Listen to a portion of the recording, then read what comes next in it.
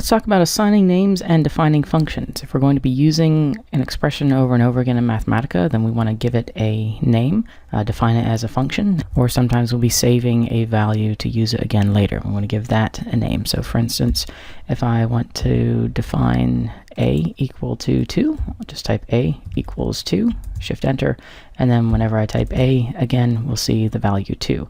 Now there is a way to make Mathematica forget what that value is. It's called clearing a variable, but I'll talk about that in another video. To define a function, we're going to do the following. Choose a name for your function, and it doesn't have to be just a single letter. So if I want a function named function, then I'll have the name of the function, start some brackets, and then whatever your variable name is going to be. Let's say I want a function of x.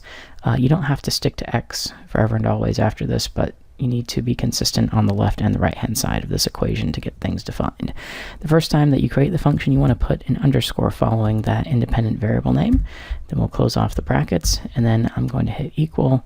You'll notice that the x went green. If I didn't have the underscore in there, then it wouldn't look like that. So that tells you that you're doing things correctly so far. And let's say x squared plus 2.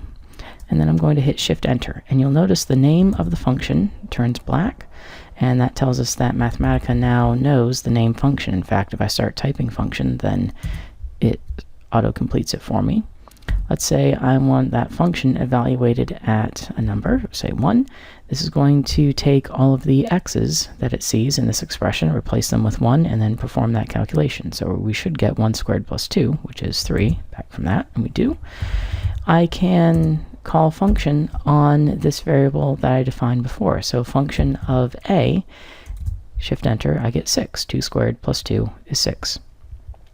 Now, the capitalization is important in your function name. It needs to be the exact case that you define it as. That's the case it's going to remember later on. So if you change one of these letters to capital, say function with a capital C, then function of 1 wouldn't evaluate if I hadn't already defined it. It already knows what function without the capital C is. But for instance, if I make this function with a capital N, then it doesn't know what that's equal to, and it just returns the same input again. And finally, you need to be sure that you're not trying to redefine built-in Mathematica commands, particularly for commands that are just a single letter. So for instance, capital D might be a function name that you would want to use, but capital D either as a function name or as a variable name like we had up here, just assigning a single number to that.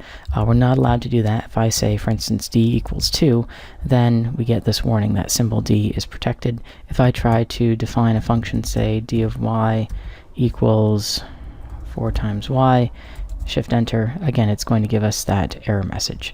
Sometimes it'll just spit out an error like that. Other times you may cause problems later on in your command. It may not compute something correctly. Sometimes Mathematica will remember these bad definitions, and so you'll have to quit the kernel, clear out definition names, things that I'll talk about in another video.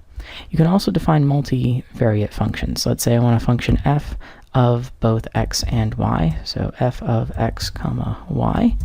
That's going to be equal to, let's say, x times y, shift enter, and then I can call f of 2 comma 3. That should return 2 times 3, which is 6, and it does. One other thing about functions I want to mention here, if you look at the Mathematica help, you'll notice that they define their functions. So for instance, f of x, and this may cause an issue because I already have a function named x here, but so to avoid that, let me go ahead and change it. We'll just do g of x. You'll notice that they do a colon equals on their function definitions. And let's do this, x squared plus 2, shift enter. You'll notice that it doesn't display any output, but if I type g of x, then it does know what the function is. It's 2 plus x squared. It always likes to reorder the terms and have the lower degree terms first if you've got a polynomial. There are technical differences between the colon equals and just a straight up equals when you're defining a function. Most of the time, using just a regular equals will behave the way that you expect it to behave. There are certain situations in which you need to use the colon equals instead. That's a delayed assignment. Essentially, it's saying that Mathematica is going to remember exactly the command name that you used over here. So if you're defining g of x in terms of another built-in Mathematica function, then you may need to use the colon equals instead. I won't go into the differences here. If that does show up in any of our assignments, then I'll let you know that you need to be using it. Otherwise, for all of your Mathematica assignments, I would like you to use just a regular equal sign so that it's behaving correctly. And then when you use the regular equal sign, it also goes ahead and displays what it's storing as the function, which is a nice confirmation. So I don't have to type this in and then type g of x to make sure that it's stored everything correctly. But again, there are differences aside from just whether or not it displays when you hit Shift-Enter. It's remembering and storing that function differently in the background.